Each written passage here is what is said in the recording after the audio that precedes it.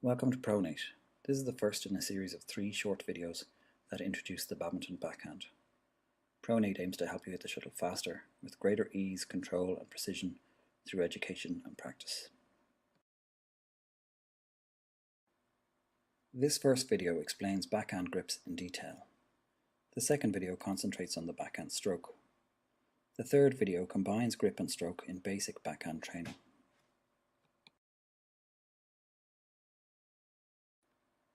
Most of what can be said of the forehand is also true of the backhand, with some notable exceptions.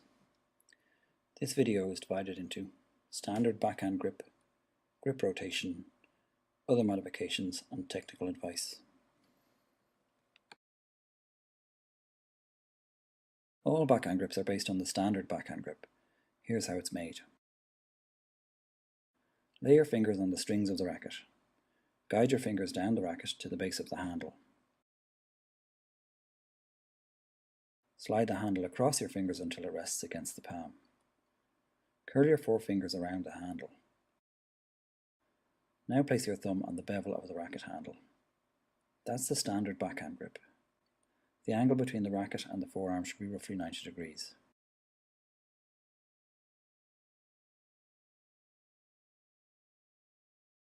Look at the angle between the forearm and the back of the hand in this frame. This is called wrist extension, and it should be kept constant in most strokes. Another feature of the standard backhand grip is that the racket face is parallel to the forearm during the stroke. Notice that to swap between the standard backhand grip and the standard forehand grip, you only need to adjust the positions of the index finger and the thumb.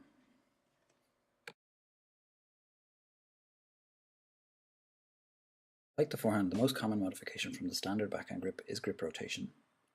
The grip may be rotated so that the racket faces the intended direction of the shuttle at the moment of impact, or it may be rotated so that the shuttle travels at an angle to the racket face at the moment of impact.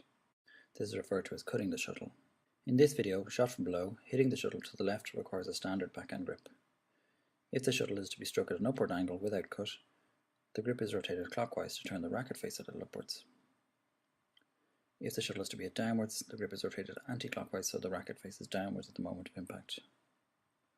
Perhaps you can imagine that grip rotations are also used if the shuttle is to be hit straight when the arm is behind the body, or when the shuttle is in front of the body. The second reason to rotate the grip to cut the shuttle alters the expected flight of the shuttle. Novice players generally play without cut and so are mainly interested that the racket faces the intended direction of the shuttle.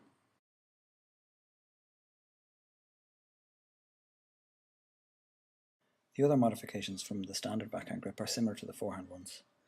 The most common is length, or the position of the grip along the handle. Changing the length of the grip changes the responsiveness and power characteristics of the racket. A longer grip makes for less responsiveness and more power. An extra long grip can be useful to reach a distant shuttle. Shortening the grip makes for more responsiveness and less power.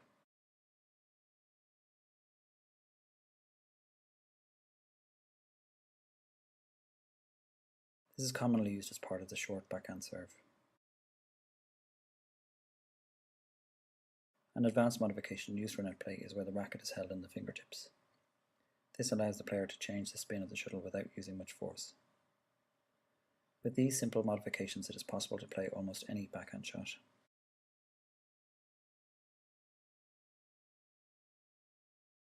An important thing to note about backhand grip is muscle tension. Hold the racket only as tightly as needed to prevent the racket from slipping out of your hand until just before the moment of impact, when the grip should be tightened.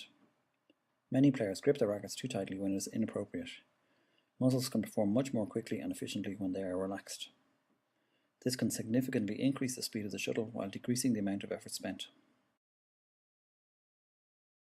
Prolonged tension in the hand and forearm may also lead to injuries like tennis elbow.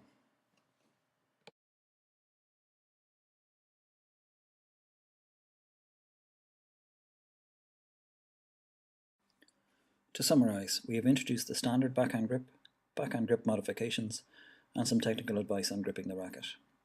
The next video will look at backhand strokes, and the final video will offer some suggestions for basic backhand training.